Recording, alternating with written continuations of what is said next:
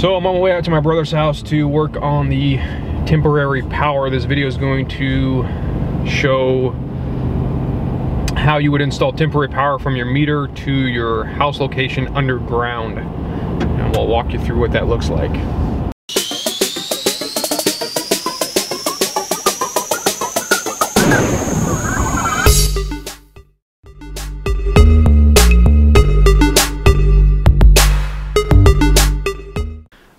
So I'm out here at my brother's place and we are getting ready to install the cable. You can see the cable on the ground behind me there. That's going to run from that pump house behind me. There's a electrical power meter on the side of that we hooked up previously. Didn't make a video about that, but oh well. And then that trench runs down behind me. You can see that blue looks like a small house is actually a shack that'll get torn down eventually, and the house will get built just in front of that. So this trench runs all the way down here, and we'll run that power cable that's triplex. And because we put in a permanent remote meter up on that pump house, we have to add an extra ground cable. So that triplex will run down this trench and down there to the remote meter. Excuse me, that's not a remote meter, that is a temporary power pole, which has power plugins on the back. There's two double gang plugs on the back of that box, so 4 plugins total. I'll show you that in a few minutes. And the house, well, you can see the corner, that's one of the stakes for the corner of the house, and the house will actually sit out here in this big open flat area. So that's what we're going to do today. So we're going to spool this cable out and get it roughly in place, and then we'll start hooking up the ends. As soon as you come out here to help me spool the cable out, you can get started.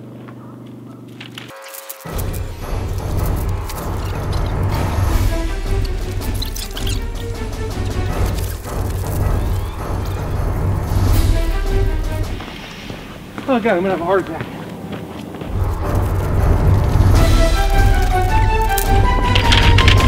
I think you bought a little extra.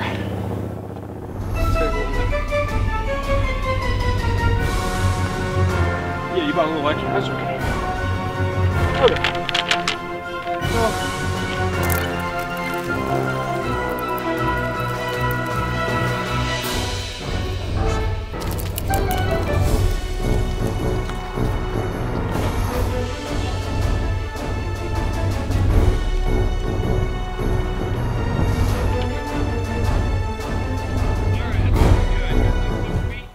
Yeah, it's more than enough. And right here, you get to watch my brother's ninja moves.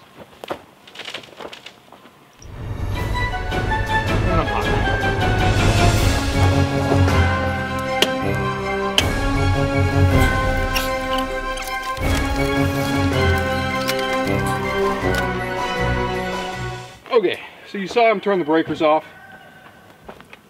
So this is a special type of panel. It's a remote meter panel. You have to special order these at any big box store. Home Depot and Lowe's just don't carry them. You have to go online and find them and order them, and they get deliver them. This allows the main power from either the telephone pole or the ground volt, the big green boxes, to come in, and then it's shielded, goes into the top, goes into the meter, comes from the meter into the main breaker. This main breaker will feed the house. This other stuff you see in here feeds his pump house, so his well will work. So the cable we just ran is going to run up this conduit, come into this panel, and hook up to these main lugs. So supply, neutral, and ground. And yeah, so that's what we will end up doing. He's going to go run the ground cable while I start working on this. And then he's going to run down to the hardware store and buy a grounding lug because I forgot to get one. Yeah, so we'll show you what that looks like. Go ahead and turn that off. You schmucko.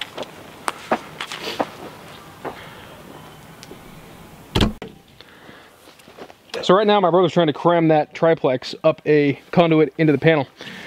And had he dug the hole behind him over here, had he dug this dirt out, oh, that dirt here, It'd be a lot easier to do. But he didn't. So we're gonna fight it. That's because I'm not a bee and it's already in the panel. All right, push more.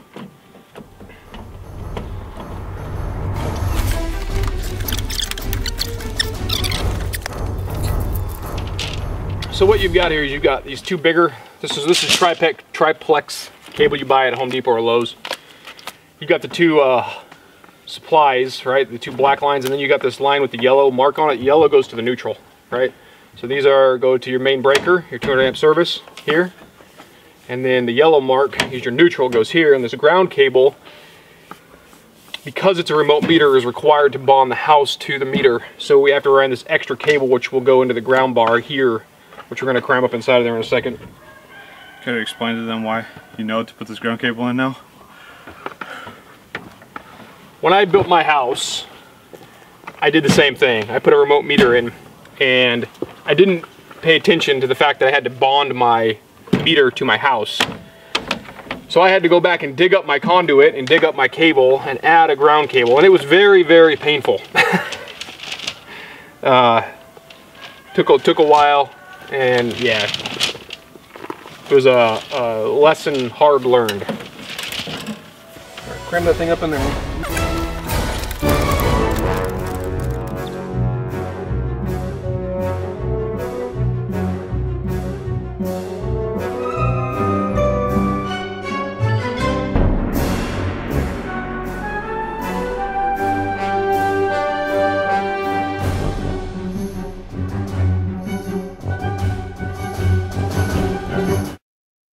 Okay, so this is a picture of the finished panel.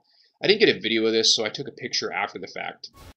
You can see the two black lines there are the main supplies to the 200 amp breaker that supplies the house, and below those there's two breakers. The 60 amp breaker there, I think it is, supplies the power to the well, and there's a 20 amp GFCI breaker that supplies power to a couple of plugins. On the right hand side, you've got your two neutral lines, one that provides power to the shed and the other that's the neutral to the house. And then right beside that you have the grounding lug with the ground wires. That's what that panel looks like. Okay, so we finished up the panel like you saw up where the meter's at, and now my brother's working on this is the temporary panel that'll be down by where the house is being built. And basically this just supplies plugins. There's 4 plugins on the back of the panel back here, all water rated, all inside of water protective covers, and they're all hooked up. Each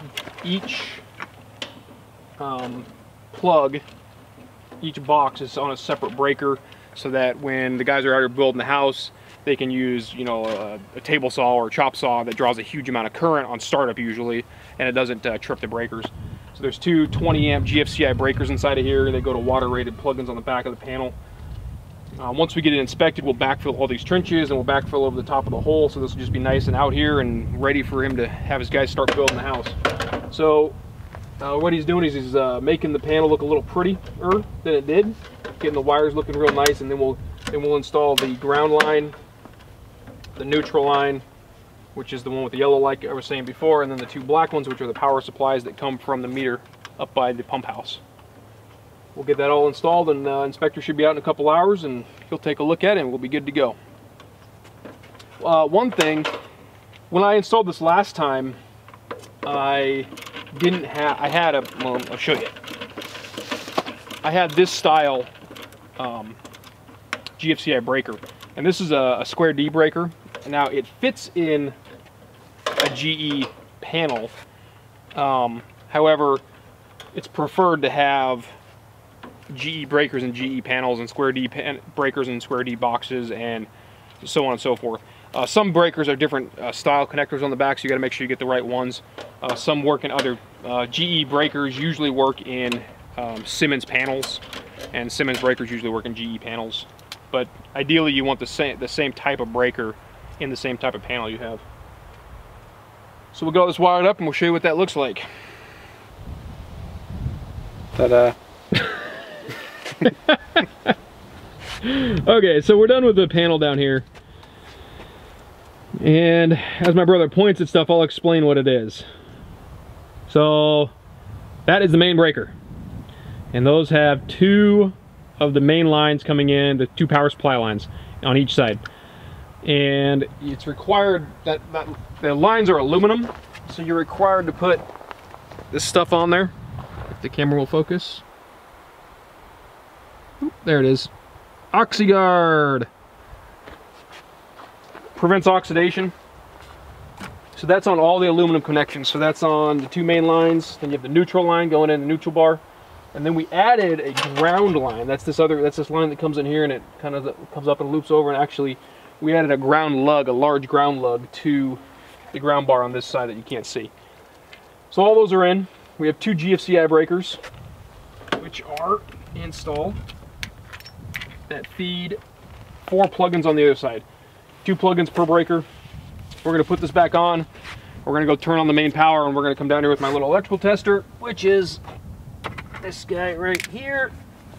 Oh. And this guy, you plug it into each of the plugins, and it will tell you if there's something wrong, which it's not wrong. I checked the wiring already, but we made it look cleaned it up a little bit and made it look real nice, and the inspector should be out in a couple hours and we'll be good to go. Okay, so we put the cover back on. Cover back's on the panel. We've got 2 GFCI breakers. They're required to be labeled what they are, so this one's plugs and that one's plugs. There's plugs on the back side. Also, all GFCI breakers are required to have an instructional card on how they operate. These stickers come with the GFCI breakers when you buy them. These are 20 amp GFCI breakers. They keep sliding down for some reason, which is really irritating. We're actually going to take this panel cover off and we're going to kind of curve it back so it holds back where it belongs, because it's really irritating me. And then we'll be good to go. You probably can't see it very well, but what you see on the ground here is all this extra cable. This extra cable is down here, so when the house is built, we'll just pull the big main cable out of this. This will get stored, and the cable will get plugged into the house, and it will supply. Oop. So there it is. There's the main cable and the ground. So that'll get covered up for now, and when we're done, we'll undig all this stuff and dig a trench over to the house and plug it in the main panel. And that way we're not running cable twice, or he doesn't have to buy cable twice. Yeah, that's the way it goes. One thing I'll say is these panels are required to be grounded. Even if you run the main cables without the ground wire, you still have to ground the panel, and that takes 2 8-foot ground rods, which he drove in out here. So there's 2 8-foot ground rods that are 6 feet apart minimum, grounded. That's this cable here. This cable right here goes down the pole and it goes over, and there's 2 8-foot ground rods driven in the ground. That grounds the panel. Yeah, that's pretty much it. Okay, so is the microphone on? Yeah. You're sure? Yeah, why don't you Got just a green say, light? okay, so again. Okay, so like cheese. Alright, we got the cable all hooked up, power lines all hooked up from the meter down to the temporary power pole. We're going to go ahead and turn the breaker on, hope that I don't die. Didn't die. And we'll turn these breakers off and back on. Oh, it tripped like it's supposed to. And that one tripped like it's supposed to. So now they're back on. So now I'll go around here. And with my little tester, I will test with the bugs each and every one of these. Alright, double lights, that's correct. And you can't really see them in the bright sunlight, but there's 2 lights on, that's correct. Oh, and that's right. And that's right. And this is on a different breaker. And that's correct. And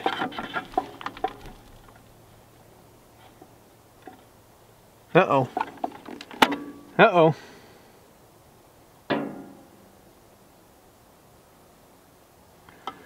That's not wired right. The hot and neutral are reversed. So is that one. So let's check this one. Just double check, be smart about it. Okay, so this is correct. But these little testers you buy at Home Depot or Lowe's, and they tell you what's wrong. So correct is 2 yellow lights. Not correct, in this case it was a red and yellow. So these 2 plugs up here are red and yellow. So we need to open the panel back up and switch. We basically have hot and neutral reversed. I'm surprised it didn't trip the breaker. But we'll go fix it and it'll be good to go. So this picture is of the panel. It's completely done. My brother backfilled, took a picture and sent it to me. That's everything there is to really show for the temporary power for his new house to get ready to be built.